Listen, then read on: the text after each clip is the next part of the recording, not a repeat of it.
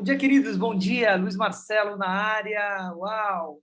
Quem não me conhece e está me escutando agora na leitura do livro, eu tenho 54 anos, lidero esse movimento aqui com uma equipe linda por trás. Estamos fazendo essa leitura dinâmica sobre vários livros. Hoje é dia 1º de julho. Nós estamos há 6 meses lendo um livro por semana. Agora, lendo esse livro que nos traz sobre virtude, sobre as nossas virtudes, sobre os nossos talentos, não sobre o nosso, só sobre o nosso, mas sobre o outro, como conectar essas virtudes, esses talentos.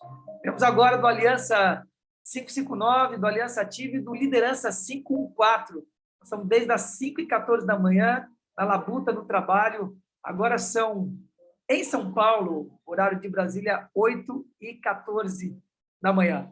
Repita, 8h14. Boa, Nayara, querida, Nayara Martins, Matias.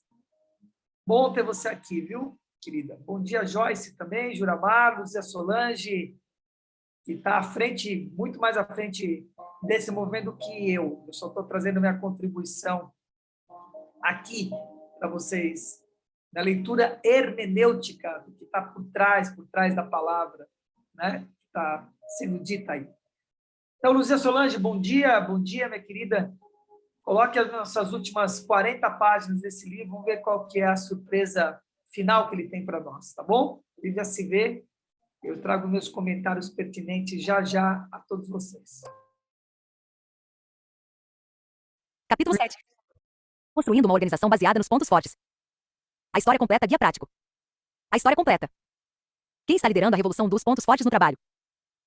Na introdução deste livro, observamos que, como resposta à pergunta, em seu trabalho, você tem a oportunidade de fazer todo dia o que você faz de melhor. Só 20% dos funcionários puderam responder concordo inteiramente. E usamos essa descoberta para dar o pontapé inicial na revolução dos pontos fortes no trabalho. Agora temos uma confissão a fazer. Os dados são exatos, mas incompletos. Para dar a você a história completa, precisamos cavar mais profundamente no banco de dados. Algumas organizações já começaram a revolução dos pontos fortes. O 75. O percentil em nosso banco de dados é 33%, o que significa que nessas organizações 1/3 dos funcionários concorda inteiramente que estão usando todo dia seus pontos fortes. O 90. O percentil mostra uma gigantesca parcela de 45% de colaboradores dizendo concordo inteiramente. E quando se examina mais de perto o banco de dados, descobrimos exemplos ainda mais impressionantes de locais de trabalho baseados em pontos fortes. Ralph Gonzalez, o gerente da Best Buy que apareceu no capítulo anterior liderando 100 funcionários nas linhas de frente do varejo, desenvolveu o tipo de ambiente de trabalho onde 50% deles concordam inteiramente. Em Boca Raton, Flórida, outra gerente de loja da Best Buy, Mary Gary, conseguiu criar o tipo de local de trabalho onde 70% dos colaboradores sentem que estão escalados com perfeição em seus cargos. Isso significa que na loja de Mary, 70 de seus 100 funcionários, a maioria dos quais ocupados com atendimento ao cliente, carga, descarga ou funções de manutenção do estoque, concordam inteiramente que têm no trabalho a oportunidade de realizar todo dia o que fazem de melhor. Mary e Ralph são excepcionais, mas praticamente em toda a organização onde fizemos essa pergunta encontramos exceções parecidas.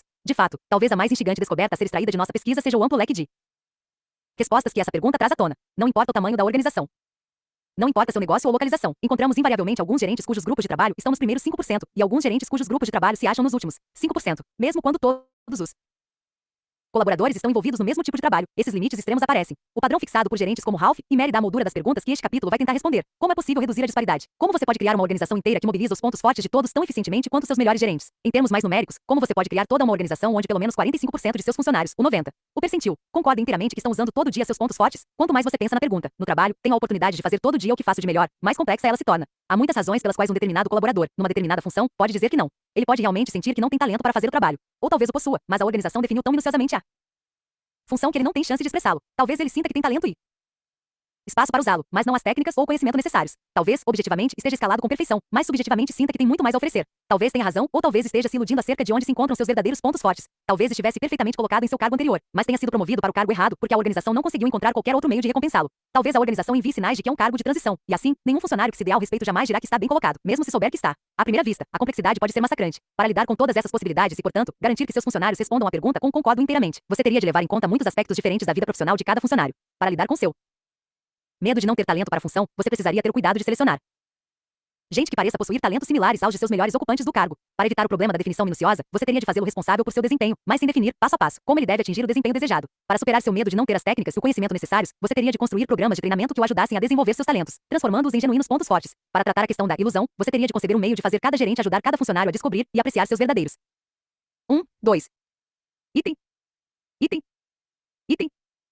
Pontos fortes. Para evitar o problema da superpromoção, você teria de fornecer meios alternativos de crescer em termos de remuneração e poder, em vez de simplesmente subir os degraus da escadinha corporativa. E finalmente, para lidar com sua percepção de estar numa função transitória, teria de mandar a mensagem de que nenhum cargo é, por definição, transitório. Qualquer cargo exercido com excelência é respeitado de verdade dentro da organização. Listados assim, um colado no outro, os desafios associados à construção de uma organização inteira, em torno dos pontos fortes dos funcionários, parecem quase incoerentes. Tente um pouco disso, faça um pouco daquilo, mas examine-os detidamente por um momento e talvez você logo perceba que todos esses desafios se articulam ao redor de duas suposições centrais sobre as pessoas.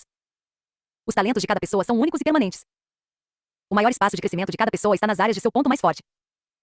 Como você pode ver, fechamos o círculo. Lá atrás, apresentamos essas suposições como percepções da natureza humana que todos os grandes gerentes parecem compartilhar. O que estamos dizendo agora é que, desde que tudo que você faça esteja baseado nessas duas suposições centrais, você terá êxito em lidar com os muitos desafios contidos na pergunta. No trabalho, tenho oportunidade de fazer todo dia o que faço de melhor. Você construirá toda uma organização ao redor dos pontos fortes de cada funcionário. Por quê? Vamos desdobrar essas duas suposições e ver aonde elas levam. Como os talentos de cada pessoa são permanentes, você deve, antes de mais nada, gastar uma boa quantidade de tempo e dinheiro selecionando gente adequada. Isso vai ajudar a mitigar o problema do não sei se tenho o talento certo para o cargo. Como os talentos de cada pessoa são únicos, você deve abordar o desempenho definindo resultados, em vez de forçar cada pessoa a entrar numa forma estilística. Isso significa dar forte ênfase à avaliação cuidadosa dos resultados certos e ênfase menor aos planos de ação, procedimentos e competências. Isso vai resolver o problema do no meu cargo eu não tenho o menor espaço para dar vazão ao meu potencial. Como o maior espaço para o crescimento de cada pessoa está nas áreas de item. Seu ponto mais forte, você deve concentrar seu tempo e dinheiro de treinamento em instruí-la acerca de seus pontos fortes e encontrar meios de capitalizá-los, em vez de tentar tapar corretivamente suas falhas técnicas. Você vai descobrir que esse simples deslocamento de ênfase renderá enormes dividendos. Num único golpe, você vai evitar 3 possíveis ciladas na construção de uma organização baseada em pontos fortes. O problema do não tenho as técnicas e o conhecimento de que preciso. O problema do não sei no que sou melhor. E o problema do meu gerente não sabe no que sou melhor. Por fim, já que o maior espaço de crescimento de cada pessoa reside nas áreas do seu ponto mais forte, você deve conceber meios de ajudar cada pessoa a crescer na carreira, sem necessariamente fazê-la avançar, por meio de promoções, pela hierarquia corporativa, mas para fora de suas áreas de força. Nessa organização, promoção significará encontrar meios de conceder prestígio, respeito e compensação financeira a alguém que, em qualquer função, tenha tido um desempenho de primeira ordem, não importa onde se situe o cargo na hierarquia. Fazendo isso, você vai superar os 2 últimos obstáculos para construir uma organização baseada nos pontos fortes. O problema do embora eu esteja agora no cargo errado, era o único meio de avançar na carreira, e o problema do estou num cargo transitório que ninguém respeita. Esses 4 passos representam um processo sistemático de maximizar o valor encerrado em seu capital humano. Nas páginas que seguem detalhamos esse processo. Oferecemos a você um guia prático de como usar essas duas suposições centrais para alterar o modo como você seleciona, avalia, desenvolve e canaliza as carreiras de seu pessoal. Desnecessário dizer que o gerente individual será sempre um catalisador fundamental para transformar os talentos de cada funcionário em verdadeiros pontos fortes. Consequentemente, caberá ao gerente grande parte da responsabilidade de selecionar o talento, definir claramente as expectativas, concentrar-se em pontos fortes e desenvolver a carreira de cada funcionário. Levando um passo à frente as ideias encontradas em primeiro quebre todas as regras, no entanto, dedicamos este guia prático aos desafios com que grandes organizações se defrontam quando se empenham em tirar proveito dos pontos fortes de todos os funcionários. Item. Guia prático. Como você pode construir uma organização baseada nos pontos fortes? O sistema de seleção baseado nos pontos fortes. O sistema de gerência de desempenho baseado nos pontos fortes. O sistema de desenvolvimento de carreira baseado nos pontos fortes. O sistema de seleção baseado nos pontos fortes. O sistema de seleção perfeito é uma coisa integrada, envolvendo uma constelação de atividades: recrutar, entrevistar, avaliar, treinar, acompanhar, e assim por diante, que numa grande organização tem de estar sempre ocorrendo. Em benefício da clareza, contudo, apresentaremos esse sistema como uma sequência simples de 5 passos. Se tivesse de começar do zero, está aí a ordem que você seguiria. Primeiro, você precisa construir seu sistema de seleção ao redor de um instrumento para medir o talento. Existe um certo número de tais instrumentos, mas o que você escolher, seja qual for, tem de atender a 2 rigorosos padrões. Deve ser psicometricamente seguro, o que significa que precisa medir o que se propõe a medir, e deve se apoiar em parâmetros objetivos, o que significa que se 2, 3 ou mesmo 100 pessoas analisarem as reações de um determinado indivíduo, todas chegarão aos mesmos resultados. Isso não quer dizer que todos esses analistas chegarão às mesmas conclusões sobre a melhor função ou melhor meio de lidar com esse indivíduo em particular, e sim que todos eles devem trabalhar com os mesmos dados para chegar às suas conclusões específicas. Se você não definir esse instrumento objetivo como sua base, se, digamos, simplesmente confiar nos gerentes de treinamento como os melhores entrevistadores, nas notas atribuídas pelos observadores profissionais num centro de avaliação ou em qualquer outro método com problemas básicos de confiabilidade coavaliatória, quer dizer, diferentes avaliadores atribuindo ao mesmo candidato diferentes classificações sobre seus pontos fortes e fracos, todo o seu sistema de seleção ficará viciado desde o início. Na falta de dados 100% confiáveis, você será incapaz de investigar os elos entre talento avaliado e desempenho subsequente. Por várias razões matemáticas complexas, dados derivados de um sistema contaminado por problemas de confiabilidade coavaliatória são praticamente inutilizáveis. Por exemplo, você nunca será capaz de descobrir que talentos elevam mais os índices de satisfação do cliente, melhoram os níveis de segurança, baixam a rotatividade da mão de obra ou aceleram a recuperação de pacientes hospitalizados. Em todas as suas análises, o fator talento estará ausente, deixando funcionalmente cego para o efeito dos talentos de cada funcionário nos resultados importantes de seu negócio. Intuitivamente, você vai saber que os talentos de cada funcionário afetam seu negócio de alguma forma, mas você nunca saberá onde ou quanto. Não estamos sugerindo, é claro, que você não deva treinar gerentes para serem melhores entrevistadores ou que centros de avaliação sejam um completo desperdício de tempo e dinheiro. Estamos dizendo que essas técnicas são bases inadequadas para o sistema de seleção perfeito. Para usar uma analogia bem surrada, entrevistas com gerentes, centros de avaliação e assim por diante são técnicas analógicas prejudicadas por todo um cortejo de ineficiências, falta de precisão, falta de comparabilidade, falta de consistência. Ao contrário, o instrumento objetivo de avaliação do talento é uma técnica digital. Usada apropriadamente, funciona como confiável sistema operacional no qual todos Os seus outros softwares, suas análises de negócios, estratégias de recrutamento, planejamento de mão de obra podem rodar. O segundo passo para construir seu sistema de seleção é calibrar o instrumento estudando seus melhores profissionais em cada função-chave. Isso pode começar com a simples seleção de um grupo, ao qual você faça uma série de perguntas não direcionadas para traçar um teste da função. Mais de longe, a abordagem mais rigorosa é conduzir um estudo completo de covalidade. Pode parecer um tanto assustador, mas executar um estudo de covalidade é na verdade bem simples. Você submete cada funcionário no cargo em questão a esse instrumento medidor de talento, coleta os índices de desempenho sobre esses funcionários e usa-os para selecionar um grupo de amostra com 50 ou mais funcionários, os mais eficientes na função, e um grupo de contraste de um número semelhante, os menos eficientes. Se sua organização não tem medidores objetivos de desempenho, você terá de usar a definição popular de seus mais eficientes, a saber, quem são as pessoas que gostaria de terem maior número trabalhando para você? Então você calibra seu instrumento identificando as respostas e talentos compartilhados pelo grupo de amostra e ausentes no grupo de contraste. Esse último passo requer alguém com competência estatística, mas o resultado líquido é um instrumento calibrado para a função e uma compreensão de alguns dos talentos dominantes necessários à excelência no desempenho dela. O terceiro passo é ensinar a linguagem do talento de um extremo a outro da organização. Isso é importante por várias razões, não sendo a menos importante o fato de você querer que seus gerentes tomem a decisão final de contratação, e uma plena compreensão da linguagem do talento vai ajudá-los a tomar decisões melhores. Muitas organizações centralizam a maioria das atividades de recrutamento como deve ser. Os seres humanos são irritantemente complicados, assim, faz sentido designar um departamento, geralmente o departamento de recursos humanos, para desenvolver procedimentos capazes de compreender essa complexidade. Exatamente como você espera que seu departamento de informática influencie os recursos de alta tecnologia que seus gerentes usam, você deve esperar que seu departamento de RH influencie os recursos humanos que eles usam. Essa comparação, no entanto, não é inteiramente apropriada. Funcionários não são computadores. Não vêm com um manual de usuário ou botões para ligar e desligar. Para atingir sua plena capacidade e potencial, precisam de um gerente em quem confiem, alguém que espera o melhor deles, que reserva um tempo para se pôr a par de suas idiosincrasias. Em suma, eles precisam de um relacionamento. E esse relacionamento começa ou empaca no momento da contratação. Portanto, ensine a seus gerentes a linguagem do talento. Abasteça-os com candidatos qualificados usando seu instrumento calibrado. Depois mostre-lhes os talentos dominantes de cada candidato e os encoraje a usar esses talentos para tomar as decisões mais abalizadas que puderem. Sim, de vez em quando eles vão cometer erros na contratação, mas esses erros são menos importantes no esquema maior. Construir uma organização baseada em pontos fortes exige que seus gerentes estejam pessoalmente comprometidos com o sucesso de seus funcionários, mas é improvável que eles se sintam comprometidos se você, da sede da empresa, está constantemente lhes impondo funcionários. Outra razão para ensinar a linguagem dos talentos de um extremo a outro da organização é que depois você poderá usar essa linguagem ao recrutar. Se você der uma lida atenta na seção Oportunidades de Emprego de seu jornal local, a primeira coisa em que vai reparar é na irrelevância do talento. A maioria dos item, item, item, item, anúncios de emprego lembra de forma gritante a necessidade de certas habilidades, conhecimento e anos de experiência, mas permanecem mudos acerca do talento. É irônico vê-los arrolar as qualidades que podem mudar numa pessoa enquanto ignoram as que não podem. Uma organização baseada em pontos fortes não deve cometer esse erro. Tendo identificado os talentos dominantes necessários a um cargo, você deve conceber anúncios de emprego que desafiem o candidato a exibir esses talentos. Por exemplo, vamos dizer que você descubra em seu estudo de covalidade que os talentos dominantes para um programador de computador são analítico, a mente ordenada, orientada para os números, disciplina, uma necessidade de estrutura, organização, uma capacidade de coordenar as demandas de um ambiente fluido e estudioso, um amor pelo processo de adquirir competência em alguma coisa. Seu anúncio de emprego poderia então usar as seguintes perguntas como peça central. Você usa uma abordagem lógica e sistemática para resolver os problemas? Analítico. Você é um perfeccionista que se empenha na correta conclusão de seus projetos? Disciplina. Você consegue priorizar a urgência de múltiplas solicitações e assumir responsabilidade pelo cumprimento dos prazos? Organização. Você quer aprender a usar SQL, Java, PHP e a construir sites de gabarito apoiados em banco de dados? Estudioso. Se você respondeu sim a essas perguntas, então, por favor, ligue. Você pode ainda exigir certos níveis de habilidades e experiência, mas com essas 4 perguntas em negrito no centro do anúncio, estará chamando a atenção e desafiando o leitor a dizer se possui ou não tais qualidades. Naturalmente, alguns leitores que não as possuem ainda assim vão se candidatar, mas muitos não vão, e você acabará com menos candidatos de nível melhor. A medida perfeita de um anúncio de emprego eficiente. O quarto passo no desenvolvimento de seu sistema de seleção é construir um teste temático de toda a sua empresa, um inventário de temas se você preferir. Esse inventário de temas serve a 2 funções distintas. Primeiro, fornece um instantâneo da personalidade de sua companhia. Em certo nível, isso tem valor meramente informativo. Talvez a sua cultura seja competitiva sem orientação para o atendimento, forte em competição, fraca em crença. Ou talvez seja uma cultura orientada para o atendimento, mas sem abertura para novos modos de fazer as coisas, forte em crença, fraca em criativo e pensamento estratégico. Mas, em outro nível, esse instantâneo de toda a companhia tem um valor eminentemente prático, porque vai lhe permitir alinhar sua estratégia de recursos humanos com sua estratégia de negócios. Por exemplo, vamos dizer que sua organização, um banco, percebeu que os caixas das agências precisam ser mais orientados para as vendas se você quiser executar sua estratégia de vendas cruzadas. No passado, talvez você tivesse tentado treinar novamente os caixas para eles se tornarem vendedores, com os resultados desastrosos de sempre. Muitos caixas têm orgulho do bom contato que mantém com os clientes, mas veem as vendas como coisa pouco melhor que o diabo. Agora você pode fazer uma abordagem mais sofisticada. Pode olhar para toda a sua população de caixas e identificar os que possuem talentos que sugerem uma mentalidade mais orientada para as vendas, talentos como ativação, comando e carisma. Você pode então investir pesadamente em treinar esses caixas nas técnicas e no conhecimento exigidos pela venda cruzada e redimensionar as equipes das agências para que esses caixas, submetidos a novo treinamento, liderem as iniciativas de vendas junto aos clientes, deixando os outros caixas fazer o que eles fazem melhor, prestar um excelente atendimento. O exemplo anterior pressupõe que você precise ir para a guerra com o exército que tem.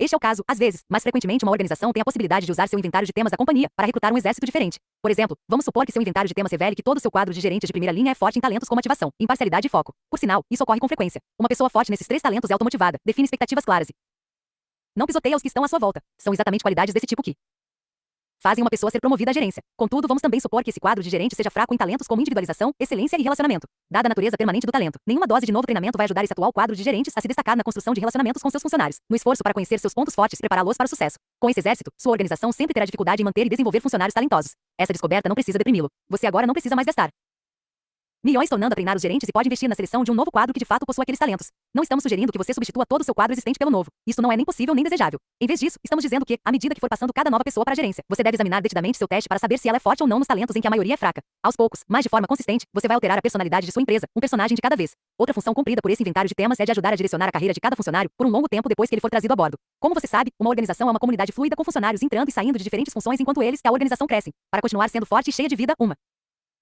organização deve levar em conta os talentos de cada funcionário ao decidir que movimentos são adequados para cada um. Isso raramente acontece. A maioria das organizações fica atenta às habilidades, ao conhecimento e à experiência de trabalho dos funcionários, mas ignora seus talentos. Mesmo quando alguma informação sobre temas é coletada no momento da contratação, ela se perde logo depois, jamais voltando a ser mencionada. Seu sistema de seleção deve evitar essa falha fundamental. Use um inventário de temas para captar e conservar o teste do talento de cada funcionário. Estabeleça um mecanismo por intranet, internet ou arquivo físico, para que as pessoas certas possam consultar o teste temático de um funcionário quando pensarem nele para transferências internas. Longe de limitar as escolhas de carreira dessa pessoa, tal teste temático deve encorajar você a pensar nela para mudanças radicais de carreira, mesmo que ela não possua as técnicas, o conhecimento ou a experiência de trabalho necessários, como foi mencionado no capítulo 5, em qualquer mudança na carreira, a pessoa levará seus talentos com ela. Você pode sempre lhe ensinar o resto. O último passo para construir um sistema de seleção baseado nos pontos fortes é estudar os elos entre talento medido e desempenho subsequente. Muitos departamentos de recursos humanos sofrem de complexo de inferioridade. Com a melhor das intenções, fazem o que podem para destacar a importância dos funcionários, mas, quando se sentam ao redor da mesa da diretoria, passam a desconfiar que não gozam do mesmo respeito que os departamentos de finanças, marketing ou operações. Em muitos casos, eles têm razão, mas em muitos outros, infelizmente, não merecem mesmo esse respeito. Por quê? Por que não? Item. Item. Item. Item. Item. Item. Dispõe de quaisquer dados. A maioria dos diretores de empresa sabe que a qualidade do pessoal afeta de alguma forma os resultados dos negócios, mas eles sem dúvida esperam explicações muito mais detalhadas. Aqui estão só alguns exemplos do tipo de questões para as quais um diretor de empresa eficiente deve esperar respostas. Até que ponto nosso trabalho de recrutamento é bom? Onde encontramos os candidatos mais talentosos? Nas universidades, na concorrência, nas forças armadas, no jornal local, na internet? Como podemos saber o que é melhor? Que tipo de pessoas são estrelas cadentes, extremamente produtivas no início, mas propensas a logo perder o brilho e deixar a organização? Como podemos saber? Estamos elevando o nível de talento de nossos gerentes a cada pessoa promovida? Como podemos saber? Quais tipos de pessoas têm talento para serem futuros líderes? Quantas delas temos? Estamos conscientemente contratando mais gente assim? Como podemos saber? Estamos investindo nossa receita para treinamento em nosso pessoal mais talentoso? Como podemos saber? Que tipo de gente consegue boas avaliações de nossos gerentes, porém más avaliações de nossos clientes? Como podemos saber?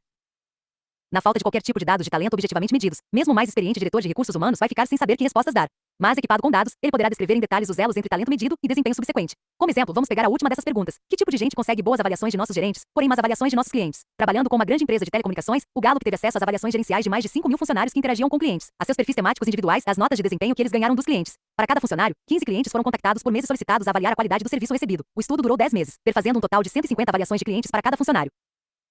Jogamos todos esses dados no computador e tentamos destrinchar os elos. A primeira descoberta foi esta. Os funcionários que eram fortes nos temas responsabilidade e harmonia ganharam os mais altos índices de avaliação de seus gerentes. O que, se pensarmos bem, faz sentido. Se um funcionário se apresenta sempre na hora e não se queixa, é provável que seu chefe passe a estimá-lo. Equipado com essa descoberta, o diretor de recursos humanos poderia ser tentado a dizer a seu diretor-geral: se queremos melhorar os índices de avaliação de nossos gerentes, devemos contratar mais gente com responsabilidade e harmonia. Infelizmente, se esse conselho fosse dado e seguido, levaria a empresa na direção errada, porque nossa segunda descoberta foi que não havia ligação entre as avaliações gerenciais e as avaliações dos clientes. Em termos numéricos, a correlação estatística entre esses dois conjuntos de dados era zero. Os comportamentos que os gerentes estavam avaliando, fossem quais fossem, eram irrelevantes para os clientes. Os gerentes podiam estar medindo o tamanho dos sapatos dos funcionários que, do ponto de vista dos clientes, daria na mesma. Foi a terceira e última descoberta que conduziu ao curso correto de ação. Descobrimos que os temas que se relacionavam com as avaliações que o cliente fazia sobre cada funcionário não eram responsabilidade e harmonia, mas realização, positivo, estudioso, comando e restauração. Esses funcionários eram automotivados, ativos e vibrantes, ansiosos para aprender e suficientemente decididos para assumir o controle da situação difícil de cada cliente e resolver seu problema, e também suficientemente decididos para desafiar os gerentes que não concordassem com eles, o que provavelmente explicava seus índices mais baixos de avaliação gerencial. Guiada por essa descoberta, a companhia pôde tomar duas atitudes.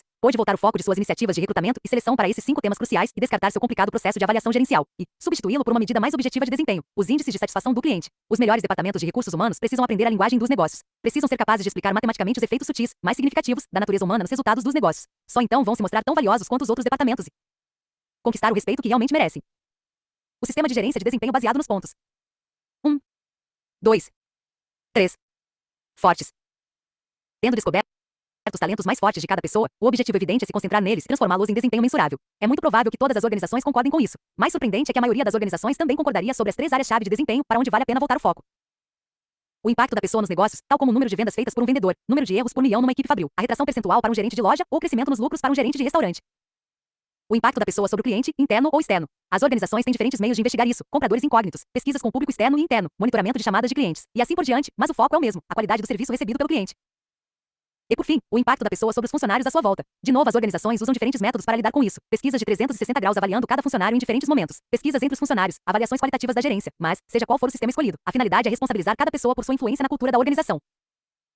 A concordância desaparece, no entanto, quando se discute que ações a organização deve tomar para melhorar o desempenho de uma pessoa nessas áreas. Falando em termos conceituais, o mundo do que é frequentemente chamado gerência de desempenho pode ser dividido em dois campos distintos. Ambos os campos compartilham uma crença na importância fundamental e no potencial de seus funcionários, mas só um deles criará o tipo de ambiente onde esse potencial se realiza. Só um deles levará a um local de trabalho construído com base nos pontos fortes de cada funcionário. E, infelizmente, neste momento o campo baseado nos pontos fortes está em flagrante minoria. O campo de peso estabelecido é formado por aquelas organizações que definem minuciosamente o processo do desempenho. Se o desempenho é uma jornada do indivíduo rumo aos resultados, essas organizações preferem se concentrar nos passos dessa jornada. Aplicam sua criatividade ao desafio de definir a viagem em detalhes e, depois de defini-la, tentam ensinar cada funcionário a trilhar o mesmo caminho. Essas organizações focadas no passo a passo compartilham inúmeras características, tal como submeter os funcionários a um excesso de normas e confiar excessivamente nos processos de reengenharia. Mas talvez sua marca de identificação mais nítida seja o habitual fascínio pelas competências de gestão. Para melhorar o impacto de cada gerente na cultura, essas organizações identificam uma lista de comportamentos desejados ou competências, por exemplo, use o humor adequadamente, aceite a mudança ou pense estrategicamente. E então gastam muito tempo e dinheiro treinando cada gerente para adquirir tais competências. Como nesse tipo de organização o treinamento é o foco e a medição do verdadeiro desempenho e interesse secundário, a questão mais premente se torna a seguinte: já que estamos investindo tanto nessas competências, como podemos avaliar se as pessoas estão realmente ficando melhores nelas? Para o segundo campo, o campo baseado nos pontos fortes, essa questão é irrelevante.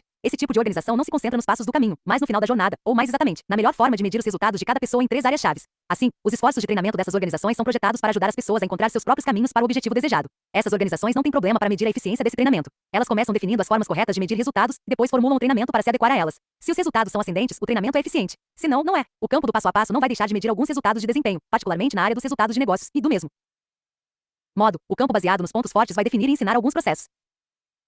Um designer de moda precisa saber como cortar uma roupa. Um funcionário da área de crédito precisa saber cadastrar os clientes do banco. No entanto, a distinção entre os dois campos é real. Organizações focadas no passo a passo são projetadas para combater a individualidade inerente a cada funcionário. Organizações baseadas nos pontos fortes são projetadas para tirar proveito dela. Então, o que a sua organização pode fazer para se juntar às fileiras do campo baseado em pontos fortes? Sugerimos 4 passos. O primeiro passo é encontrar o caminho certo para medir o desempenho desejado ou fim da jornada, se você preferir. Na área dos resultados de negócios isso é bem fácil. Usando uma pergunta simples como: o que os funcionários nessa função são pagos para fazer? Você pode concentrar seu pensamento e chegar à medida adequada para a função.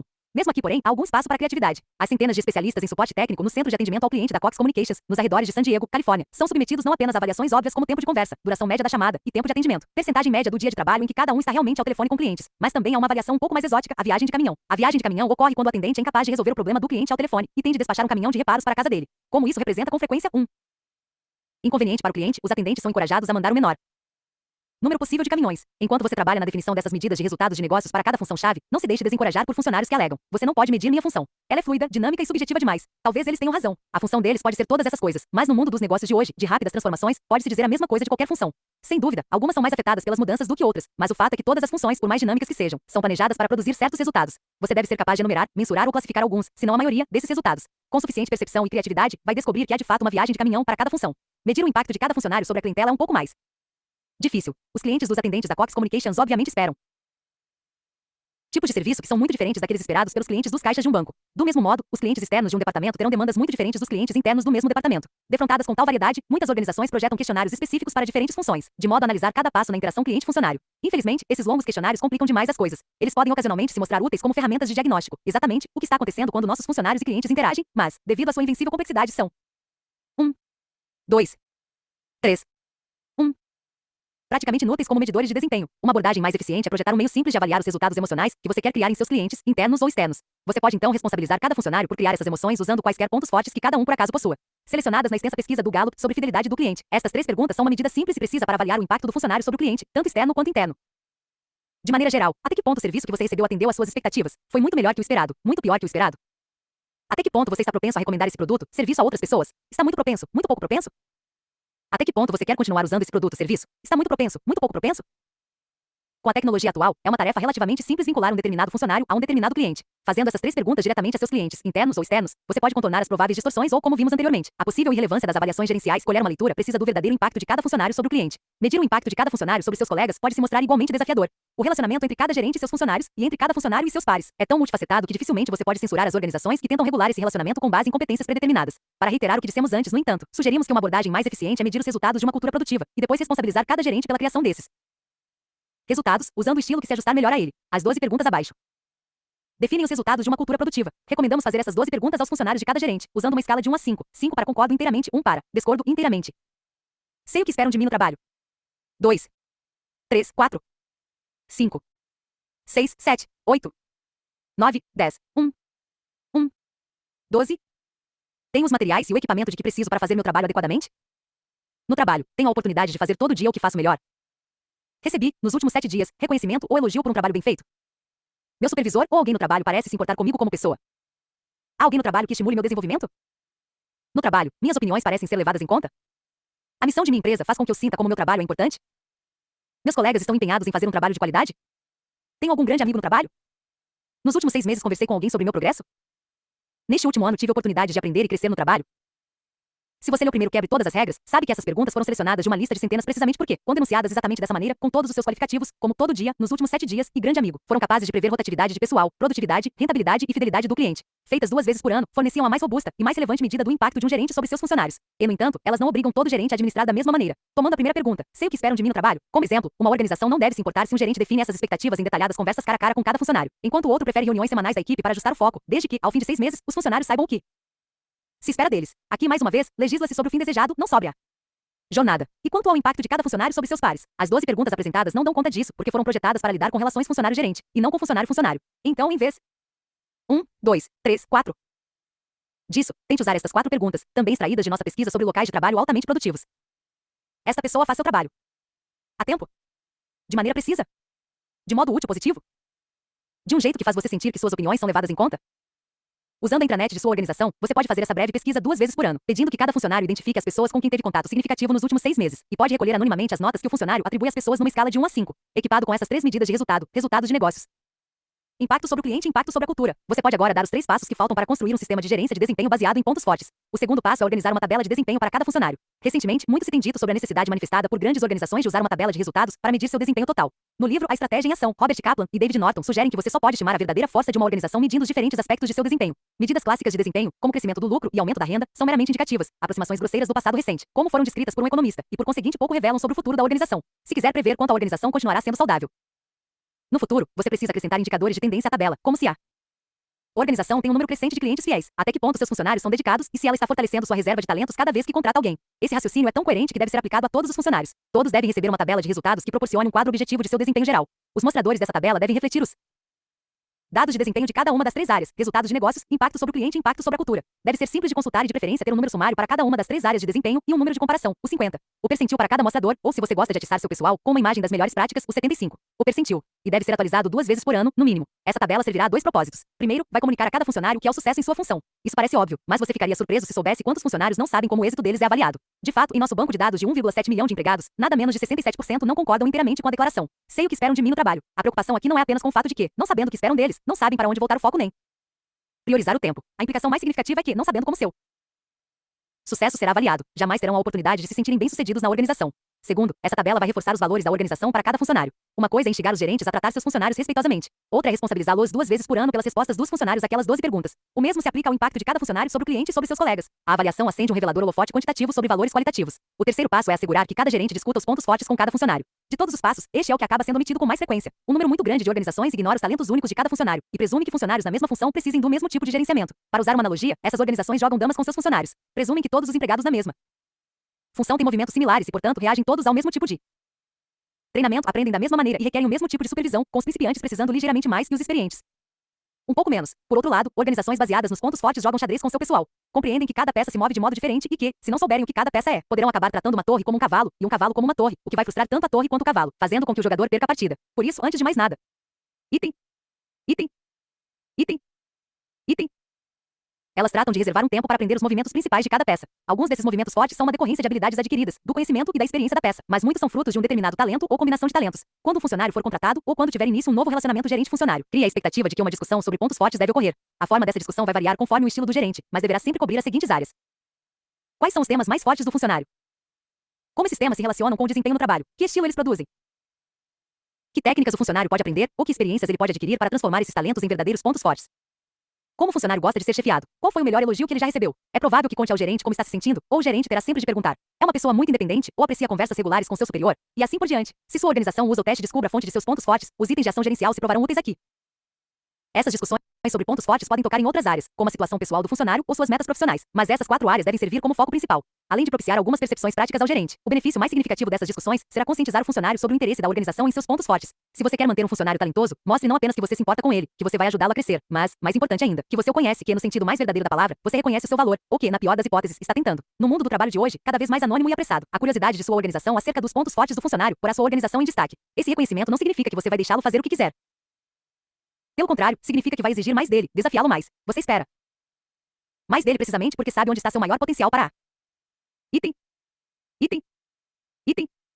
Excelência. E agora ele sabe que você sabe. A consciência dele de sua consciência sobre seus pontos fortes. Eis o melhor meio de dar o pontapé inicial na jornada dele rumo a um desempenho ótimo. Agora você já tem critérios para medir o fim da jornada, o desempenho do funcionário. Tem a tabela de resultados para ir rastreando essa jornada. E tem, desde o início, os germes de um relacionamento fundado na consciência dele de que você está atento a seus pontos fortes. Para completar seu sistema de gerenciamento de desempenho, você precisa de um mecanismo para juntar essas peças. Precisa de um modo de canalizar os pontos fortes dele pela trilha de menor resistência rumo ao desempenho. A parte dos esforços meritórios de muitos departamentos de treinamento e recursos humanos. O gerente do funcionário é de longe o mais influente parceiro em sua jornada. Assim, o melhor mecanismo para conduzir o funcionário no rumo do desempenho deve ser, por definição, o de reuniões regulares, previsíveis, produtivas com seu gerente imediato. Se, juntamente com todos os outros passos que descrevemos, você puder assegurar que seus gerentes se encontrem com cada funcionário por pelo menos 1 hora por trimestre, a fim de discutir seu desempenho, você quase certamente dobrará o número de funcionários que concordam inteiramente, que usam todo dia seus pontos fortes. Isso parece quase simples demais, e em certo sentido é mesmo. Há muitas ações que você pode tomar para adicionar sofisticação a essas reuniões. Por exemplo, você pode estudar os métodos de seus melhores profissionais em cada função-chave, condensar esses diferentes métodos num guia formal de treinamento e, em seguida, encorajar seus gerentes a se valer dele quando enfrentarem dificuldades no aconselhamento a um funcionário. Ou, como descrevemos em primeiro quebre todas as regras, pode treinar seus gerentes para focar cada reunião em 3 perguntas básicas. Qual será o foco principal do funcionário nos próximos 3 meses? Que novas descobertas ou itens de aprendizado ele está planejando? Que novas parcerias ou relacionamentos ele está esperando construir? Técnicas como essas podem certamente ser úteis, mas o fundamental é que mesmo sem essa sintonia fina, reuniões regulares e previsíveis com o gerente são extraordinariamente poderosas. Isso ocorre por muitas razões. Elas criam uma constante pressão pela realização, no funcionário para continuar cumprindo metas de curto prazo e no gerente para continuar agregando valor. Elas põem o gerente mais perto da ação, o que torna mais fácil ter empatia com o funcionário e identificar os primeiros sinais de uma mudança de maré no mercado. Equipam o gerente com a percepção necessária para notar as diferenças sutis entre um funcionário e outro. São um fórum onde um treinamento genérico é talhado para se ajustar às necessidades particulares de cada funcionário. E, é claro, servem para construir o relacionamento entre os dois. Na realidade, há tanto dinamismo e tanta individualidade no mundo do trabalho de hoje que é praticamente impossível construir uma organização baseada nos pontos fortes sem essas reuniões. Tudo mais que você fizer, estudos de covalidade, construção de perfis temáticos, projeção de sistemas de mensuração, perderá força se seus gerentes não se reunirem regular e ordenadamente com cada membro de sua equipe. Essas reuniões são uma prática nuclear de organizações fortes. O desenvolvimento de carreira baseado nos pontos fortes. Sua última barreira para construir uma organização baseada nos pontos fortes é esta. Você não pode tirar proveito dos pontos fortes das pessoas se continuar a promovê-las para funções que não se ajustam a elas. Se conhecemos os perigos da promoção excessiva há pelo menos 30 anos, o livro O Princípio de Peter, que descrevia como muitas pessoas são promovidas até atingirem seus níveis de incompetência, foi publicado no final da década de 1960. Por que continuamos fazendo isso? Será porque queremos dar às pessoas a chance de crescer? Por que não queremos que fiquem estagnadas em seus cargos? Por que queremos lhes proporcionar uma carreira? Por que queremos recompensá-las por um trabalho bem feito? Sem dúvida, somos influenciados por todas essas intenções sensatas. Contudo, nenhuma delas implica necessariamente promover a pessoa. As pessoas podem aprender, crescer em suas carreiras e receber elogios por um trabalho bem feito sem serem promovidas. Assim a pergunta permanece, quando se trata de desenvolvimento, de avanço na carreira ou elogio, porque com tanta frequência, recorremos ao expediente de mover a pessoa escada acima, a não ser que consigamos entender o que está no coração disso. Daqui a 30 anos o princípio de Peter continuará tão profundamente entranhado nas organizações como está hoje. Milhões de funcionários se sentirão deslocados e organizações do mundo inteiro terão nisso seu ponto fraco. Propomos a você esta explicação. A maioria das organizações continua promovendo pessoas devido a uma perigosa combinação de uma grande percepção com um grande erro. A grande percepção é a compreensão intuitiva de que a ânsia por prestígio talvez seja a mais poderosa de todas as motivações humanas. Como Francis Fukuyama descreveu em seu livro O Fim da História e o Último Homem, através dos séculos, muitos de nossos mais sábios pensadores identificaram a necessidade de ser reconhecido como alguém valoroso e importante, como a essência do ser humano. Platão falou de termos ou vibração. Maquiavel do desejo do homem pela glória, Hobbes de seu orgulho ou arrogância, Rousseau de seu amor próprio, Alexander Hamilton do amor pela fama e James Madison de ambição, Hegel de reconhecimento. E Nietzsche do homem como o animal atrevido. Nenhum desses pensadores pretendeu sugerir que somos todos ególatras. Eles simplesmente estavam dizendo que, no fundo de nosso psiquismo, cada um de nós tem necessidade de ser encarado como um indivíduo merecedor de respeito, e que essa necessidade é tão poderosa que pomos nossa vida em nosso pescoço em risco para satisfazê-la. A maioria de nós não precisa de Hegel, Nietzsche ou Platão para se convencer. A maioria de nós percebe isso intuitivamente. Em todas as nossas relações, das disputas no pátio da escola, as mais nobres batalhas da humanidade contra a opressão, reconhecemos a autoridade moral da voz que diz: trate-me com o respeito que mereço como ser humano. Essa percepção explica porque sabemos instintivamente que o preconceito é errado, que a liberdade é a condição humana natural, e que o melhor meio de honrar alguém é dar-lhe maior prestígio. Estamos certos em pensar dessa forma. Se você quiser imaginar o que aconteceria a uma organização que esquecesse essa percepção, e assim, deixasse de satisfazer a necessidade de cada pessoa por prestígio, veja o que aconteceu com o comunismo. O fim do comunismo seria inevitável, um dia, porque ele oferecia respeito à comunidade, mas não ao indivíduo. Por isso, pessoa a pessoa, ia sendo drenado de vitalidade e espírito. O mesmo pode ser dito desses recentes experimentos de remover a hierarquia das organizações e criar equipes horizontais, autogeridas, onde ninguém está no comando e todos portam o título de sócio. Maravilhosos em teoria, eles fracassam na prática justamente porque frustram o desejo de prestígio de cada indivíduo. Se nossa grande percepção é que todos os seres humanos anseiam pelo prestígio e que esse anseio deve ser canalizado, não ignorado ou reprimido. Qual é o nosso grande erro? O nosso grande erro é pensar que todos os seres humanos anseiam pelo mesmo tipo de prestígio, o prestígio que vem com o poder. Até cerca de 20 anos atrás, isso não teria sido um erro. Em sociedades extremamente autoritárias, em que a liberdade de decisão, de julgamento e de escolha de cada pessoa fica ao capricho de quem está por cima, o único prestígio que vale a pena ter é o prestígio que vem do poder sobre os outros. E até 20 anos atrás, a maioria das organizações com comando centralizado e culturas de controle era formada de sociedades extremamente autoritárias. Não admira que todos quisessem escalar a escada hierárquica o mais rápido que pudessem. Era o único meio de escapar do controle. Era o único meio de obter respeito. Hoje, contudo, a maioria das organizações está se afastando do comando e do controle rumo a culturas mais autônomas. Tem de fazê-lo. Em nossa economia de conhecimento, onde capacitação especializada e relações Individualizadas com clientes são valorizadas, é mais provável que os funcionários saibam mais sobre suas áreas particulares ou seus clientes que seu gerente e, assim, o risco de que ele tenha poder sobre suas decisões, julgamento e escolha perde muito de sua força. Em organizações desse tipo, quem conquista mais prestígio? O programador genial ou sua chefe? O vendedor superstar ou seu gerente de vendas? A inspirada gerente de loja ou o supervisor de sua região? A resposta é que numa economia de conhecimento, e principalmente no mercado com poucos profissionais, qualquer um que esteja se destacando em sua função, seja colaborador individual, supervisor, gerente ou líder merece prestígio. Muitos diferentes tipos de prestígio devem estar disponíveis para refletir os muitos desempenhos diferentes e quase perfeitos que a organização quer encorajar.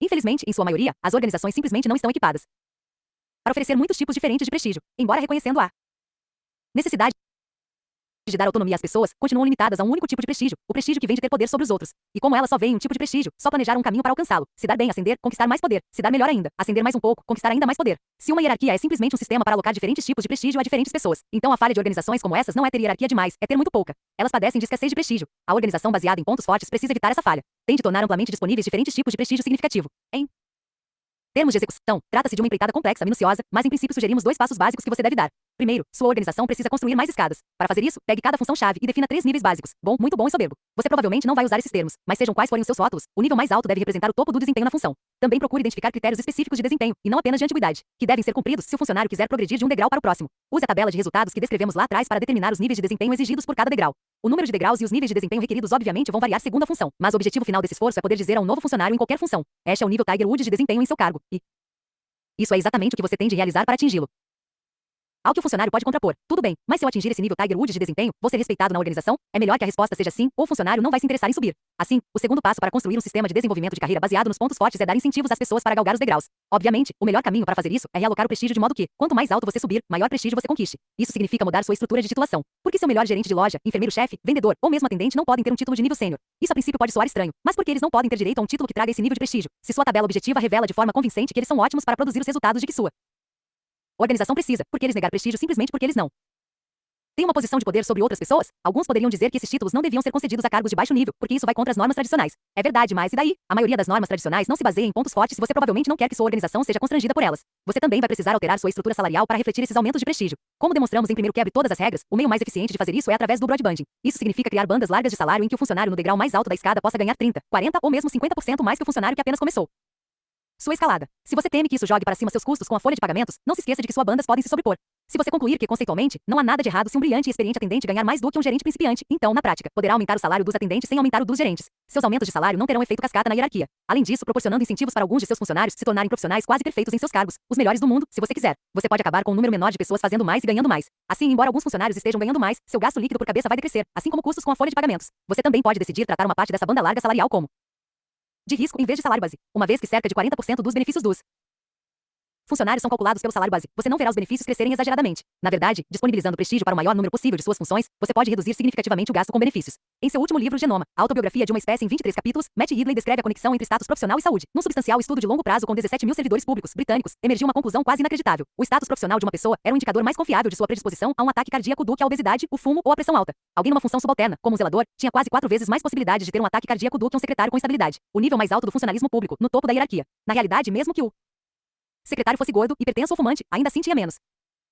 probabilidade de sofrer um ataque cardíaco numa determinada idade do que um zelador magro, não fumante e de pressão baixa. Exatamente o mesmo resultado emergiu de um estudo similar com 1 milhão de funcionários da Bell Telephone Company na década de 1960. Isso significa que a saúde de seus funcionários está intimamente relacionada à dose de prestígio que você atribui a seus cargos. Quanto mais prestígio sua organização oferecer, mais saudáveis serão seus funcionários. Menos prestígio significa funcionários mais enfermiços. Nas palavras de Ridley, o coração está à mercê de sua faixa salarial. A pesquisa do Gallup amplia essa conexão entre organizações baseadas em pontos fortes e a saúde dos funcionários. Em nosso último inquérito com 198 mil funcionários em quase 8 mil empresas, funcionários que concordavam inteiramente que tinham a chance de fazer todo dia o que faziam de melhor tinham menos faltas por motivo de saúde, acumulavam menos auxílios-doença e sofriam menos acidentes de trabalho. Tudo que foi dito acima adiciona peso à sua responsabilidade de construir uma organização baseada em pontos fortes. Sim, se você quer uma organização mais produtiva, jogue com os pontos fortes de cada pessoa. Sim, se você quer criar níveis mais altos de fidelidade do cliente, jogue com os pontos fortes de cada pessoa. Sim, se você quer reter seus funcionários mais talentosos, jogue com seus pontos fortes. Mas não menos importante, se você encara seriamente a segurança e a saúde de seus funcionários, faça-os usar seus pontos fortes e dê a eles o prestígio que eles merecem por isso.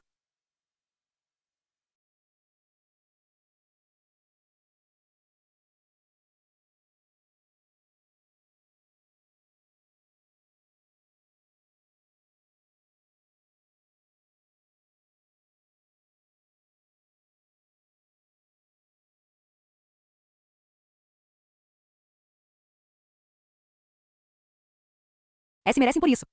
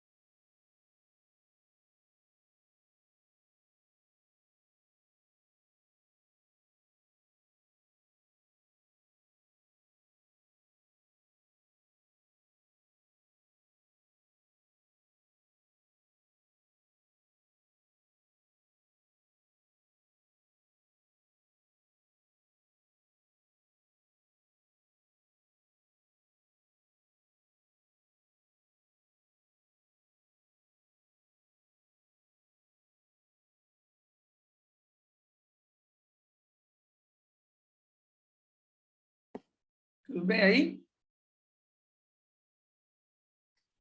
Tá sem voz, hein?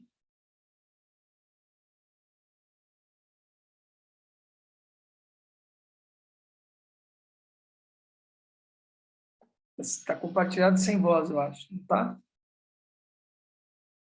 Ah, não tá lendo. Leu agora de pouco, mas Tem que parou. fechar o programa.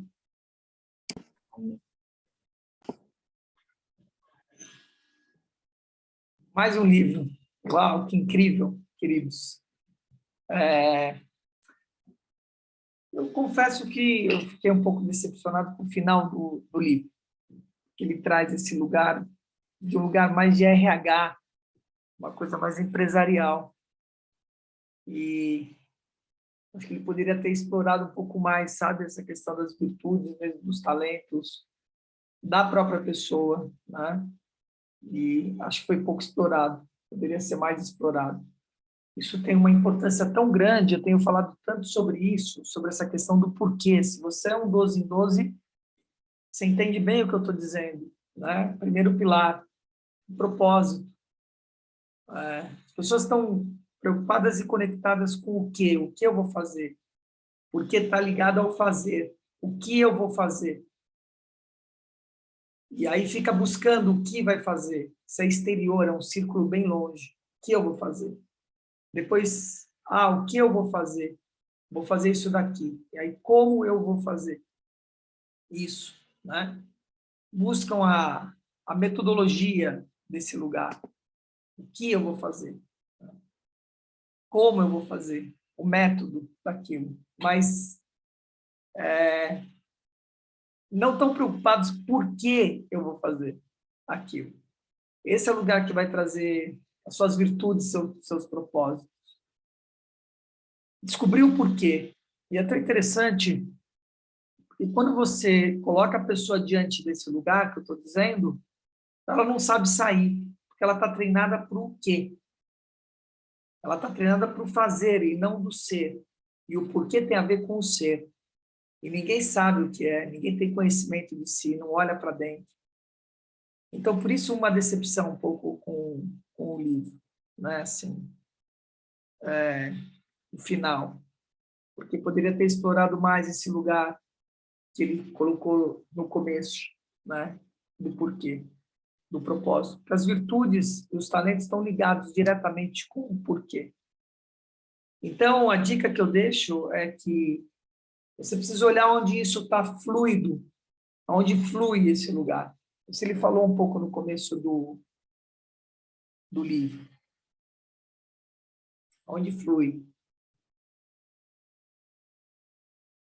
Técnica você adquire, mas você nunca vai obter uma excelência nesse lugar da técnica se você não tiver talento e virtude. Muito bem. Joyce, Juramar, Nayara, Rita de Cássia, Luzia Solange, querem colocar alguma coisa?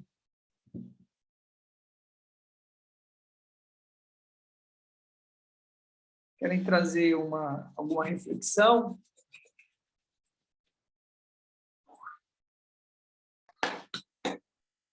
Sim, bom dia, pessoal, tudo bom? Bom dia. Eu queria só salientar que eu achei interessante essa questão aí da valorização, né? Porque não é essa questão de dinheiro também, né? E por isso eu já sabia, né? Meu pai falava que não dá certo o comunismo porque não tem a valorização. Mérito. Todo mundo tem direito a ter a base, né? Saúde, educação, alimentação, tudo, mas tem que ter um impulso. E, claro, nós não estamos naquele desenvolvimento, né, dos mestres, e todo de não querer, né, um afagozinho, né, um elogio, um empurrão, né? Assim, eu acho que ser valorizado, né, a pessoa precisa saber que é ela mesma se valorizar, não depender da valorização do outro para fazer o seu propósito. Mas se está trabalhando no trabalho coletivo, eu acho que é interessante ter essa valorização. Posso estar errada, mas eu acho interessante. O que vocês acham? É esse lugar, é ser produtivo, né? Senão você se torna improdutivo, né? Você fica nessa coisa da osmose, né? Você vai indo, que é isso que o comunismo traz mesmo, né? A pessoa fica lasciva, ela não tem a competitividade, você tem que ter a cooperação competitiva e a competição cooperativa. Essa é a junção que a gente fala, da harmonia. É isso que você está dizendo, e é isso mesmo. Esse é o sistema. Precisa dar... No capitalismo, não pode ter um capitalismo duro, né? Não ético, né? O capitalismo não ético é esse capitalismo que não olha para o outro, não tem uma colaboração, né? Não tem uma... Você tem que ter essa colaboração com competição, né? O Fábio Bronto traz muito isso, né? Em jogos cooperativos, né? Ele desenvolveu essa técnica dos jogos cooperativos e como é que chama? Não é jogos cooperativos só, tem um outro nome. Mas é isso. Dragon Dream? Não. É jogos cooperativos mesmo, mas tem um nome a metodologia, né? Mas é isso, ressaltar a colaboração competitiva, senão fica lasciva. E a competitividade cooperativa, senão fica sem ética, fica uma coisa dura sem ética. Mas tem que ter esse incentivo, meritocracia, né? As coisas precisam ter a meritocracia, senão não funciona, é isso mesmo. Naira traz aqui, não achei tranquilo, só uma pergunta. A técnica, no entanto, só chega à excelência por talento e não por esforço? Isso mesmo, Nayara, exatamente isso. Tá? Se você não tiver talento e virtude para aquilo, se tiver só técnica, você vai ser muito bom, mas não vai ser excelente. Você não vai chegar à excelência. Só chega à excelência se você tiver virtude, for virtuoso, tiver virtude e talento para aquilo. Porque você vai cumprir o propósito, está ligado ao propósito, que eu acabei de dizer, entendeu? As virtudes e os talentos estão ligados ao seu propósito de vida, está ligado diretamente ao porquê. Programa 12 em 12, primeiro pilar. É muito importante, tá? Né? Ele que distribui, é a vontade, da vontade de Deus se fez a luz fez o som. Esse lugar que vai distribuir, né? Que vai chegar até aqui, vai se materializar. Então, é o lugar da coroa, é o lugar da sua vontade, a sua coroa, o seu propósito ligado à coroa, o propósito divino. Sim, Joyce, esse seu microfone precisa ser resolvido esse final de semana. Eu tenho certeza que você vai resolver esse microfone. Fala aí. Qual o problema do microfone? Ele está um radinho de pilha, sabe? A M de 1972. Ah, é o fone sem fio. Eu preciso arranjar um fone com com fio, então. Mas tá bom, agora tá não, bom. A Rita colocou essa questão que eu ia colocar da massificação, né? Sem o mérito. Você colocar todo mundo no mesmo tacho e misturar tudo como se fosse todo mundo igual. Né? Distribuir as funções de acordo com de cima para baixo. E esse é o problema de você olhar essa questão da fraternidade do catolicismo quase como o comunismo, entendeu? Que essa coisa fraterna e todo mundo, etc., porque fica quase que um comunismo nesse lugar, né? Não entende exatamente isso. Por outro lado, olha que coisa interessante. Eu, Luzia Solange e Rita de Cássia, nós nos ligamos num projeto que era um projeto de multinível, Rinodê, Junese, etc. Era um programa de viagens de multinível. E o que o multinível ele prega, né? E bem desenvolvido funciona, que não tem nada a ver com pirâmide, né? As pessoas confundem isso. São sistemas nos Estados Unidos que funcionam super bem. É o lugar em que você não tem um presidente. E se você pensar um presidente, 5 diretores, 12 superintendentes, e o resto é resto infantaria na história, você tem só um local. Para o outro ascender, você tem que sair. Esse é o lugar que eu estou falando, da meritocracia ou da competitividade sem ética, que fica pela exclusão. Quando você fala do multinível, por exemplo, você está falando de um sistema em que você tem competitividade, mas você pode ter vários presidentes. Tem vários microecossistemas que você promove a partir da cooperação. É um sistema inteligente, né? Se bem desenvolvido, né? Obviamente. Então, a Junese funciona assim, a Rinode, a Herbalife, todos esses sistemas funcionam dessa forma, né? Tem oportunidade para todos. Muito bom. É interessante. Juramar, quer trazer alguma coisa? Lúcia Solange? Mais alguma coisa? Não, só para dizer, esse livro é excelente, justamente para todo o pessoal de liderança, nas empresas, mas não só empresas, mas também para o pessoal, para estudar melhor, profundamente esse livro. É isso, mas fica esse lugar. É a mesma coisa, me dá um pouco a impressão, sabe, do Eneagrama, que você vai estudar o Eneagrama e todas as metodologias que você pega do Eneagrama tem a ver com RH, a maioria, né? Estou dizendo assim, não é toda, mas a maioria. Olha a questão do RH, né? Vê isso como uma metodologia de comportamento humano, e não é isso, cara, entendeu? O Eneagrama vem do Savurs, né, cara, que vem de Gurdjieff, tem a ver com a quarta força, para você transcender aquilo, não com uma metodologia de comportamento empresarial, sabe? Perde muita força, é isso que estou dizendo, sabe? Perde muito a visão da história. E quem tem visão, aí olha além. Essa é a minha função aqui, cara, é trazer um olhar além para a gente, né? Que a gente não fique limitado, sabe? É um olhar além da história, né? Conectado. E uma base é excelência, por isso que a Nayara fez uma pergunta, a Nayara Matias fez uma pergunta bem pertinente, né? Porque o nosso objetivo é atingir a excelência. A imagem e semelhança do Criador é excelência. Não dá para você imaginar Deus sem excelência. Se você olha uma árvore, tem excelência. Se você olha a água, tem excelência. Um rio, excelência. Os animais, excelência. A criação, excelência. Tudo que é do Criador, criado pelo Criador, tem excelência. Por que nós não podemos ter excelência? Todos nós. Não é uma minoria. Por que a gente tem que ser a base ou algo mediano? Cara, é muito pobre. Isso é ímpio, pobre, entende? Nós temos que ser excelente em tudo que nós fizemos. Como marido, como esposa, como colega, como amigo, como funcionário, como patrão, como o que quer que seja. Nós temos que ser excelente. Não dá para ser mediano, nem ser a base. Não funciona esse lugar. Sim, Rita, Picasso. Essa questão que a Nayara colocou é interessante, mas você já comentou em outras oportunidades, essa questão de desenvolver um talento ou a questão do esforço.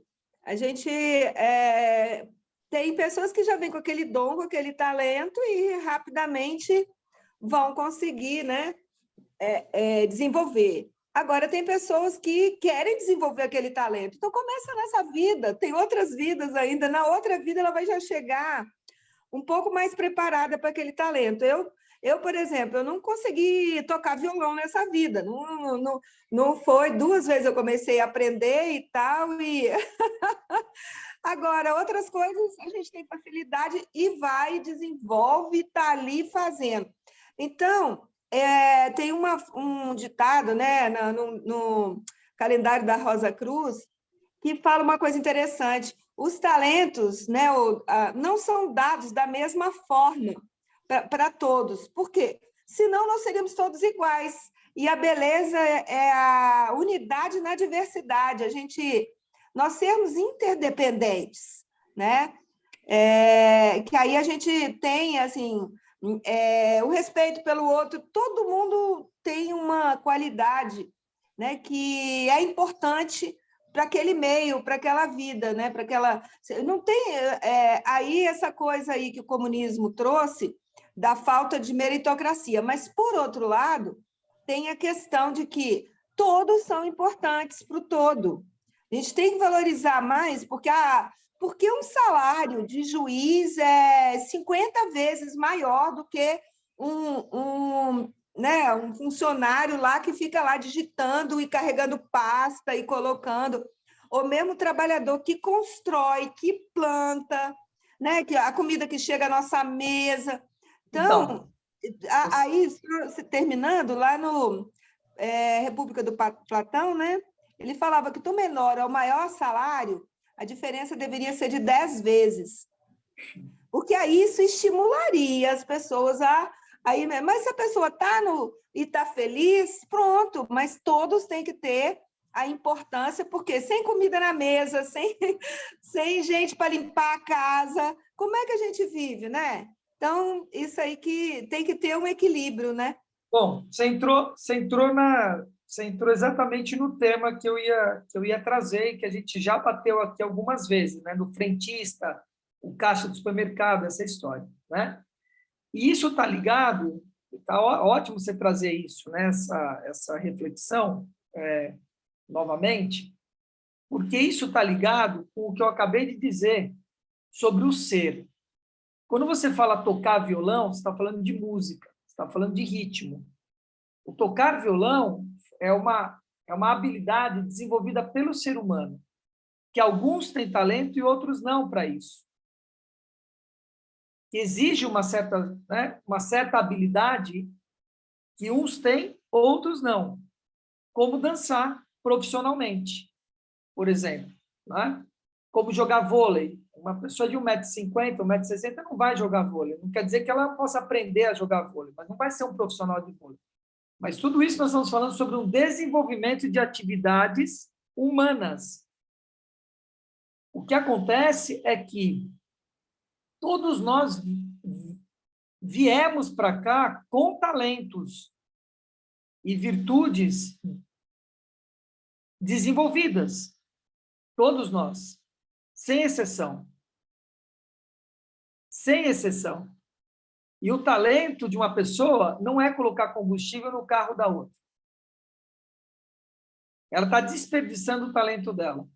E ela tem um talento, ela tem uma virtude. Essa é a grande questão. E isso está ligado diretamente com o ser. Então, não tem nenhum problema a pessoa passar um tempo carregando alguma coisa, seja por o que quer que seja, para que ela tenha a experiência, o estágio, mas aquilo com data contada, porque ela está se desenvolvendo e desenvolvendo o talento dela. Mas ela não pode ficar ali, naquele lugar.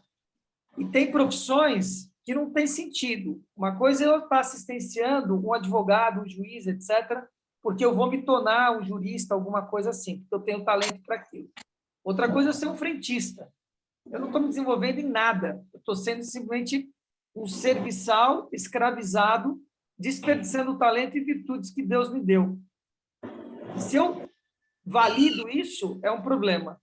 Se eu estou validando esse lugar. Né? Eu também estou comungando com esse lugar. Então, isso está diretamente ligado com a nossa virtude e talento, o nosso ser.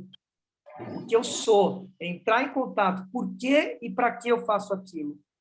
E com essa virtuose, com esse lugar que eu falo, eu tenho fluidez, flui na minha vida eu fazer isso. Isso flui. É aí que vai estar o talento e a virtude da história. Senão, não funciona.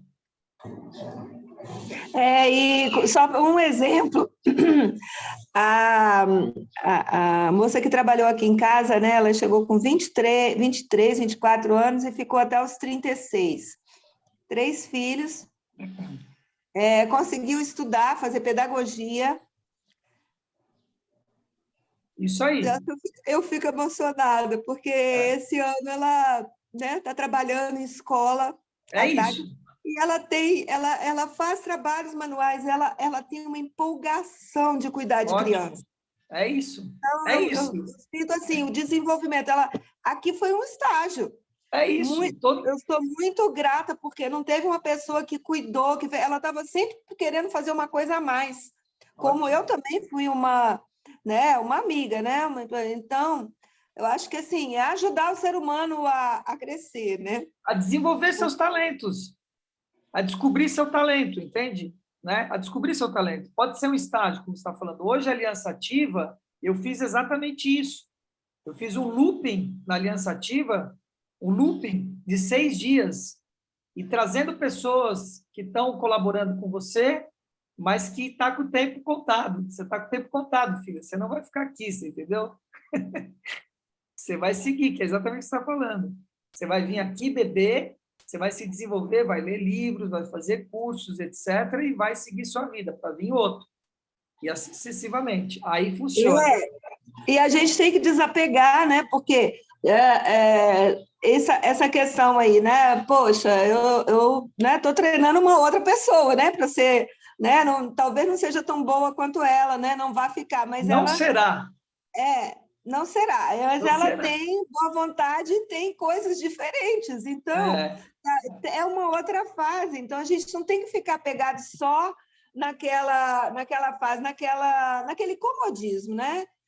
Que seria uma acomodação. Então, a gente tem que abrir a porta, né? Porque ela queria ficar aqui, trabalhando lá na outra escola e trabalhando meio tempo, fazendo uma meia boca, não ia ser bom, né? Também aqui para mim, né? Porque a gente tem um apego, né? De amizade. Você então, sabe por... a amizade continua, nós vamos tomar café quando der, nós vamos, sabe? Porque é tão bom ver o outro crescer, o outro usar o seu talento, que é o que você faz muito, né? Você faz uma quantidade muito maior, né? Você já foi professor, então, também nos lugares em que eu estou, eu procuro desenvolver isso, mas essa coisa, né, do estimular. Sem estímulo, sem vontade, sem propósito, ninguém sai daquele patamar. E fica isso. parecendo que a pessoa veio para ser aquilo a vida inteira. Nunca, nunca. E a gente não pode fazer pelo outro, né, Rita de Cássia? Essa é a grande questão, entende? Então, a gente precisa olhar se a pessoa está com boa vontade e está desenvolvida e quer crescer naquele lugar. Não dá para você fazer, querer convencer o outro. Dar a oportunidade, olhar, observar, falar, olha, tem aqui princípios e coisas que você precisa cumprir. Se você não cumprir, fire, está despedido. Simples assim. Nosso acordo é esse. Você vai vir, vai fazer alguma coisa, mas você também, isso aqui é um estado, entendeu? Assim, a hora que a gente atinge essa consciência, pronto, tem um acordo, a pessoa sabe disso. E aí você vai dando as oportunidades, vai tentando desenvolver os talentos, assim, e vai formando pessoas à sua volta, isso é importante. Essa pessoa que você formou como pedagoga, o ideal é ela estar perto de você, para que ela ajude no seu movimento, como você ajuda no meu movimento, como Luzia Solange ajuda no meu movimento, e aí ela vai criar um ecossistema e vai começar a criar pessoas à volta dela, e o meu ecossistema, que é maior, vai estar junto com o ecossistema dela, que é menor, mas que já vai sendo criado, e assim a coisa começa a crescer.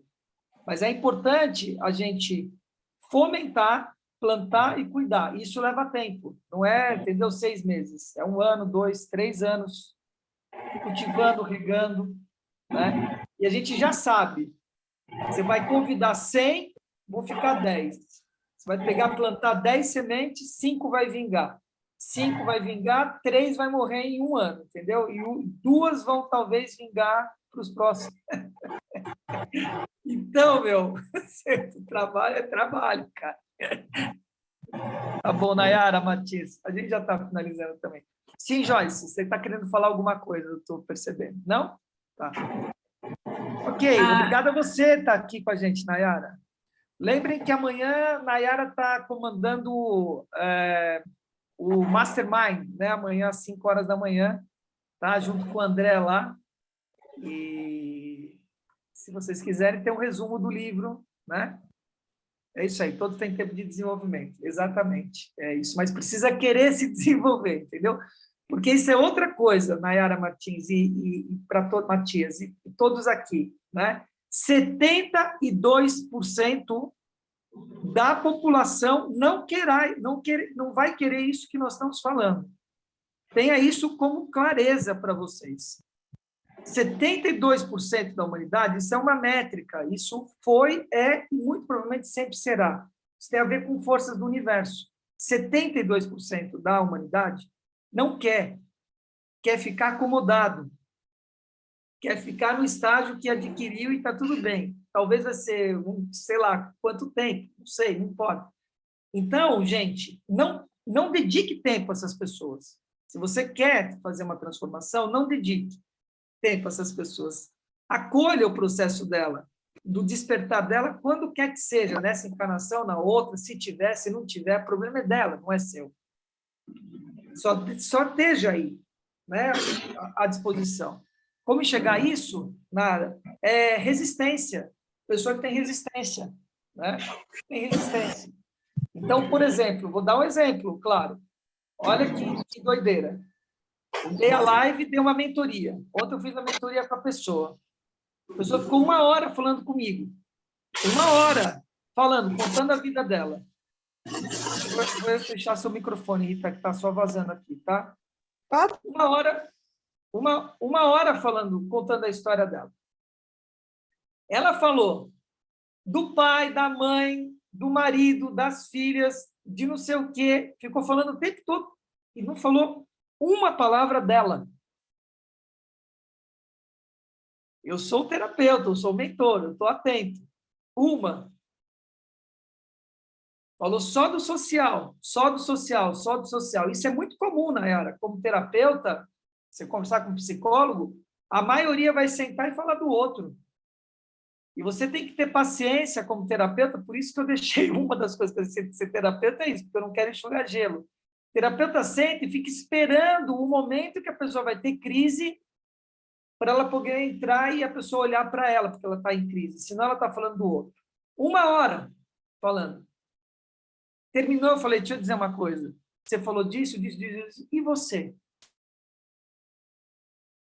O que tenho eu? Eu falei, eu quero saber de você, se for de você. Acabou a mentoria, eu falei para ela. Você tem que olhar para você, tem que saber por que as coisas. E você vai ter que colocar todo esse holofote para fora, para dentro. E aí começou, não por isso, não por aquilo, não por não sei o que lá, mas isso aqui, e a resistência, 72. Porque se a pessoa faz isso, e você fala, tem que olhar para você, e a pessoa fala assim, como eu faço isso? Muda tudo.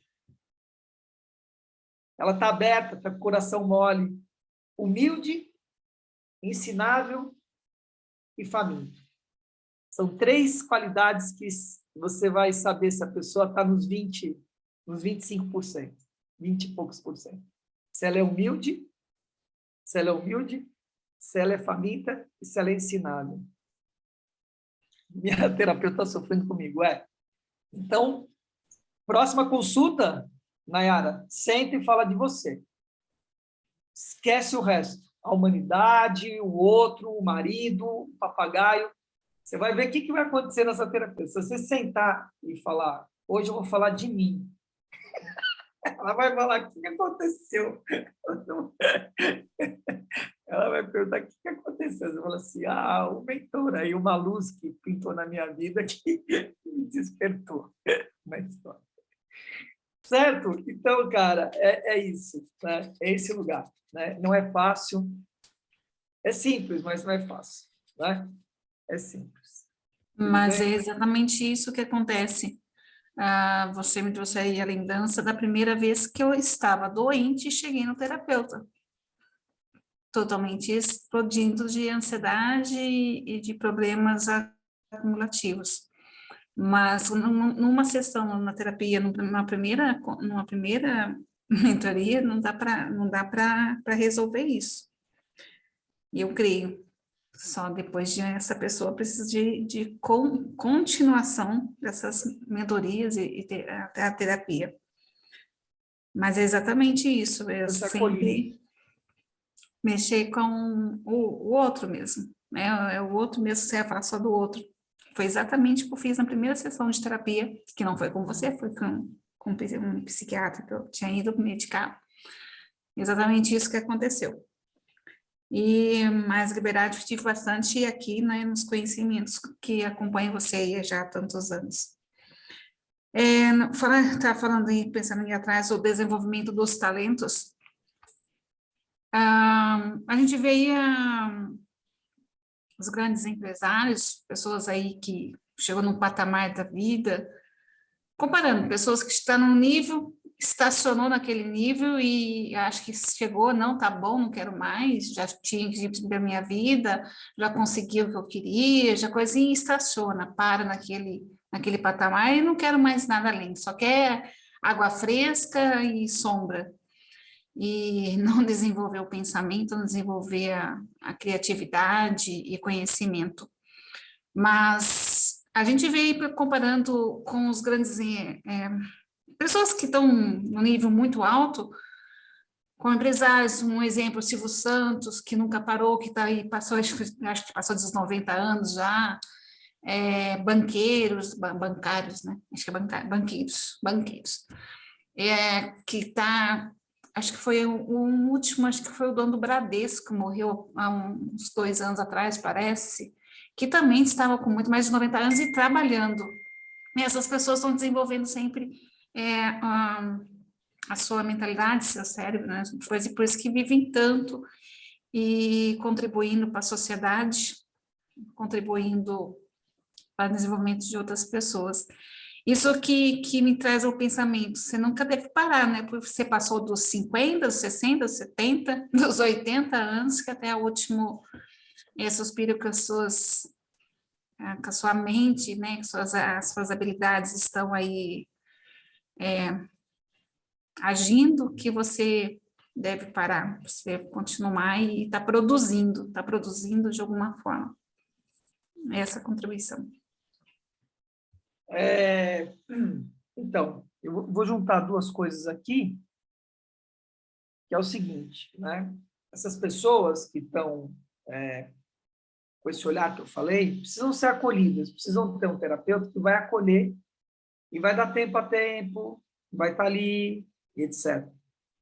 Eu não me presto mais a esse lugar, porque eu tenho uma qualidade de poder levar a pessoa para um próximo nível, entende? O que eu olho são pessoas que já entenderam que é para elas que elas têm que olhar e que vai descobrir o propósito e vai subir para o próximo nível. É esse lugar. Esse é o meu talento e é o lugar que eu opero, né? E aí, esse próximo nível, cara, é como essa linha aqui. Isso aqui é ad eterno, cara. Ad eterno. Onde vai parar isso aqui? Não tem onde parar. A partir do momento que você pega isso aqui e fala próximo nível, vai embora na história. Quando você descobre esse lugar, já era. Porque tem a ver com o propósito. Se você está ligado ao seu propósito, acabou. Você vai embora, pode ser com 50, 60, 70, 80, e você entende que o lance é servir. O lance é servir. Quando você entende que o lance é servir, e servir com o quê? Não é servir o frentista no posto, entendeu? É servir com os seus talentos o crescimento da humanidade, o seu próprio crescimento. O seu próprio crescimento faz com que o crescimento aconteça à volta.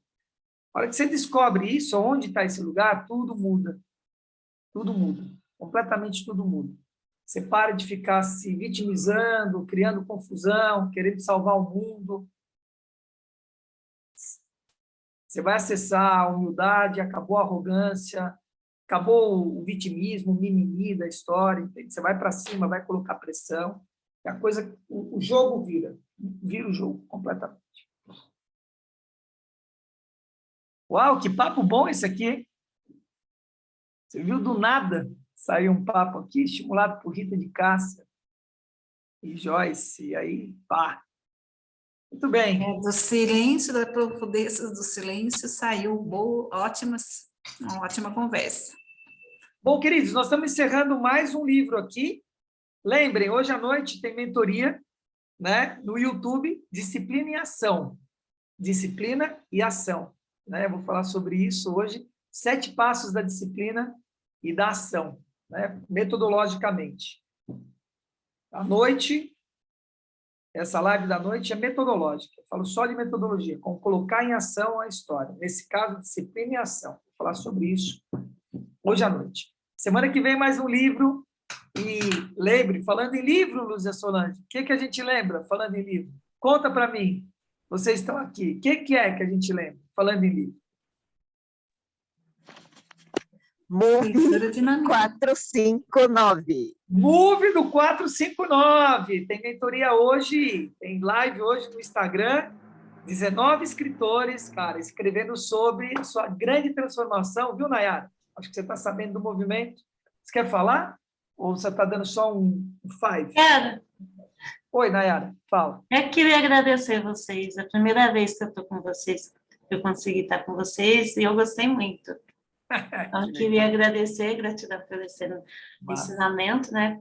Bem válido, bem a calhar. E é isso aí. E Seja parabéns bem-vinda, por você Márcia. escrever um livro, viu? Ah, estamos lá, cara. O livro vai ser que já reservou o seu? Ainda não. Vai acabar lá e depois vai ser muito mais caro, hein? O livro, eu já vou falar aqui para vocês, ele vai custar R$ 99,00, só que agora ele vai estar 40 e pouco no lançamento. Então, 19 histórias transformadoras a partir do Clube 459 do Pablo, que, cara, já era, hein? Quem participou desse momento participou. Agora, o Pablo está em outro lugar, cara. Eu não reservei pela link da bio, eu tinha reservado pelo chat. Pegaram os meus dados, então tá ok, né? Já está reservado. Eu acho que sim, mas você está junto aqui do movimento, eu vou pedir 30 unidades, né, extra. Então dá para também pegar com a gente, se for o caso, tá? Eu vou fazer, estou negociando, porque agora essa coisa conjunta, né? Eu queria fazer uma pré-estreia em Sorocaba, dia 19, estou tendo um certo impedimento aí, precisa de acordo com os outros 18 coautores, né, de fazer esse pré-lançamento. Enfim, coisas que a gente tem que ir do coletivo, né, de estar no coletivo. Mas, Move, coloca no chat aí, por favor, Luzia Solange, Move do 459. Então, tem live hoje com a Dani e a Yasmin, são duas figuraças, cara, e eu acho que é o Josué que vai estar, ou o John, não lembro qual dos dois. Um trio vai estar lá, falando a respeito do livro, da transformação deles. E amanhã, uma maratona, cara, o dia todo nós vamos estar em duplas, falando e entregando chaves, né?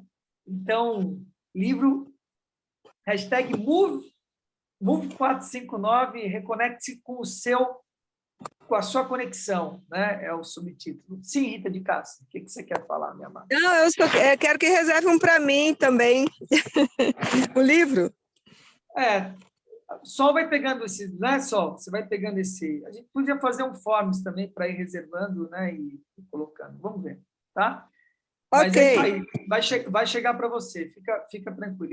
E é físico, tá bom? Queridos,